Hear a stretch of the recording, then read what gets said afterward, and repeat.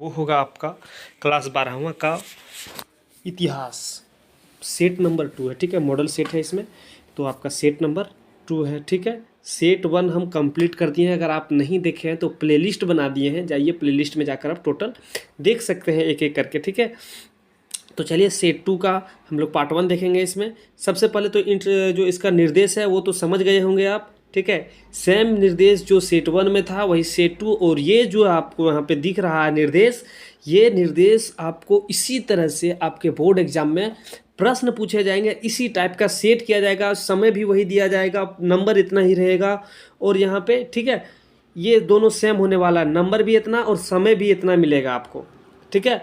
तो आप ध्यान में इसको रख लीजिएगा, ध्यान से इसको पढ़ लीजिएगा। जैसे मैं दोस्तों आप देखिए यहाँ पे कि क्या लिखा हुआ है, साफ साफ दिखाते हैं आपको कि दिया हुआ सामान्य निर्देश कि परीक्षार्थी यथासंभव अपने शब्दों में उत्तर दे। आप अपने शब्दों में ही उत्तर देने का प्रयास कीजिएगा, अपने शब्द में लिखिएगा, ठीक है। इसीलिए जो भी हम आंसर सॉल्यूशन आप लोग को हम देते हैं वो अपना शब्द में लिखने का प्रयास करते हैं और अपना शब्द ही उसमें अवेलेबल रहता है। देखिए दोस्तों, दूसरा दिया हुआ है कि कुल प्रश्नों की संख्या 19 रहेगी और आपको जो प्रश्न दिए जाएंगे वो 19 रहेगा। सेम टू सेम बोर्ड परीक्षा में भी इसी तरह से रहने वाला है।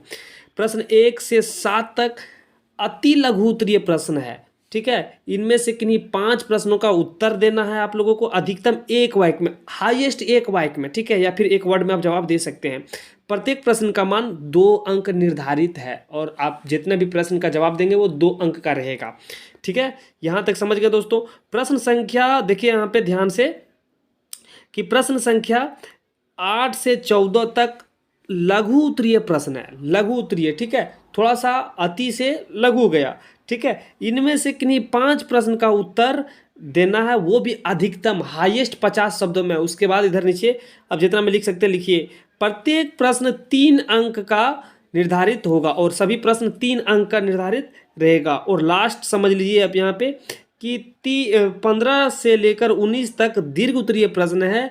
इनमें से किन्हीं 3 प्रश्न का उत्तर अधिकतम 100 शब्दों में दीजिए। प्रत्येक प्रश्न का मान 5 अंक निर्धारित है, ठीक है। तो ये था आपका जो निर्देश दिया हुआ था, इंस्ट्रक्शन आप लोग को पढ़ना जानना बहुत ज़रूरी था, क्योंकि अगर आप इसको नहीं जानिएगा तो फिर आगे जो आपका होगा आप तैयारी कैसे करेंगे ये आपका भरपूर नहीं हो पाएगा। तो देखिए दोस्तों, यहाँ पे सेक्शन 3 सेक्शन में भी आप देखे थे, 1 से लेकर 7 और 7 से 8 से लेकर 14 और 15 से लेकर 19, ठीक है। 3 सेक्शन में डिवाइड किया गया है आपका प्रश्न।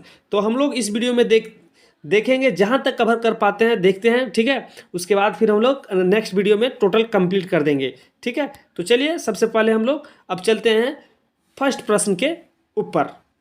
उससे पहले जाने से पहले दोस्तों, अगर आप चैनल पे नए हैं तो चैनल को सब्सक्राइब कर लीजिए, साथ में बेल आइकन को दबा के जरूर रख लीजिए, क्योंकि इस चैनल के ऊपर सभी मॉडल सेट का सॉल्यूशन करवाएंगे हम एक एक करके, ठीक है। और हाँ, आपसे रिक्वेस्ट है कि जिस तरह से आपके लिए हम इतना मेहनत कर रहे हैं तो आप हमारे लिए थोड़ा सा ये करें कि आप इस वीडियो को अपने दोस्तों के पास जरूर शेयर कर दीजिए। अपने स्कूल ग्रुप में है उसमें आप डाल दीजिए ताकि उनको भी फ़ायदा मिल सके, ठीक है। तो चलिए दोस्तों, हम लोग देखते हैं क्वेश्चन नंबर 1। चलिए देखते हैं हम लोग प्रश्न संख्या 1। तो तुझ ए बाबरी किस भाषा में लिखा गया है? तो तुझ ए बाबरी जो लिखा गया भाषा वो तुर्की भाषा में लिखा गया, ठीक है। तो आप लोग इस प्रकार से लिखेंगे, क्योंकि ये 2 नंबर वाले प्रश्न हैं, तो इसमें आप लिख दीजिएगा कि तुझ ए बाबरी तुर्की भाषा में लिखा गया है, ठीक है। चलिए दूसरा नंबर क्वेश्चन है कि अस्थाई बंदोबस्त के अंतर्गत किसानों से लगान के रूप में वसूली गई धनराशि का कितना भाग जमींदार अपने पास रखते थे, ठीक है। तो देखिए दोस्तों, आपको बता दें हम कि जमींदार जो थे वो जो भी उसको मिलता था, ठीक है, धनराशि जो भी इकट्ठा करते थे उनको 11 भागों में डिवाइड किया जाता था, ठीक है। उसमें से 10/11 जो है वो ब्रिटिश गवर्नमेंट को दे देते थे, ब्रिटिश सरकार को दे देते थे, ठीक है। उसके बाद जो 1/11 भाग बचता था वो जमींदार रख लेते थे, ठीक है, जमींदार अपने पास रख लेते थे, ठीक है। और ये जो 10 भाग है वो ब्रिटिश सरकार को देना पड़ता, ठीक है, ब्रिटिश सरकार को दिया जाता था, ठीक है। तो समझ गए आप कि यहाँ पे हम लोग लिखेंगे कि अस्थाई बंदोबस्त के अंतर्गत किसानों से लगान के रूप में वसूली गई धनराशि का 1/11 भाग जमींदार अपने पास रखते थे। ठीक है, इस तरह से लिख लीजिएगा। उम्मीद है कि आप नोट कर लिए होंगे। चलिए आगे देखते हैं। प्रश्न संख्या 3 में है कि 1857 की क्रांति के समय भारत का गवर्नर जनरल कौन था? तो 1857 की क्रांति के समय भारत का जनरल गवर्नर लॉर्ड कैनिंग थे। ठीक है, नेक्स्ट क्वेश्चन नंबर 4 कि चोरी चोरा घटना कब और यह किस राज्य में घटित हुई थी? तो चोरी चोरा जो घटना हुआ था वो 4 फरवरी 1922 को गोरखपुर गांव, जो अभी फिलहाल यूपी में है। ठीक है, और उसमें संयुक्त राज्य था। ठीक है, आगे देखिए यहाँ पे नेक्स्ट क्वेश्चन, मुस्लिम लीग की स्थापना कब और कहाँ हुई? तो मुस्लिम लीग की स्थापना जो 30 दिसंबर 1906 में हुआ था। ठीक है, और जिसमें भारत के ऊपर ब्रिटिश भारत के दौरान ढाका में हुआ था। ठीक है, ढाका में हुआ है, उसमें भारत ब्रिटिश गवर्नमेंट के अंडर में था। ठीक है, नेक्स्ट क्वेश्चन देखिए यहाँ पे, अकबर ने फतेहपुर सीकरी में बुलंद दरवाजा का निर्माण किस उपलक्ष्य में किया था? तो अकबर ने जो है फतेहपुर सीकरी में बुलंद दरवाजा का निर्माण जो किया गया था वो गुजरात विजय हुआ था। ठीक है, गुजरात को विजय किया था, उसकी याद में ये बनाया गया है। ठीक है, उसकी उपलक्ष्य में ये बुलंद दरवाजा का निर्माण करवाया गया है। ठीक है, चलिए दोस्तों आगे देखिए कि क्वेश्चन नंबर 7 कि भारत छोड़ो आंदोलन की शुरुआत कब हुई?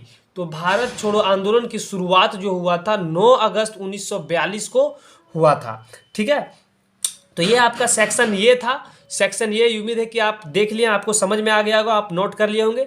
तो फिर हम लोग अगले वीडियो में सेक्शन बी देखेंगे। ठीक है, खंड बी लघु उत्तरीय प्रश्न देखेंगे। ठीक है, तो चलिए हम लोग वीडियो को यहीं पे अंत कर देते हैं। उससे पहले दोस्तों अगर चैनल पे आप नए हैं तो चैनल को सब्सक्राइब कर लीजिए, साथ में बेल आइकन को दबा दीजिए, क्योंकि इस चैनल के ऊपर हिस्ट्री का टोटल मॉडल सेट का सॉल्यूशन मिलेगा आपको, ज्योग्राफी का टोटल मॉडल सेट का सॉल्यूशन मिलने वाला है, और इकोनॉमिक्स का भी मिलेगा, और सब्जेक्ट का प्रयास करेंगे हम लिखने का। ठीक है, तो ये सभी का लिखावट चालू है, तो आप चैनल को सब्सक्राइब कर लीजिए। ठीक है, साथ में बेल आइकन को दबा के रखिए ताकि आने वाले वीडियो का नोटिफिकेशन आपको पहले मिले। तो चलिए वीडियो को हम यहाँ पे अंत करते हैं। जय हिंद।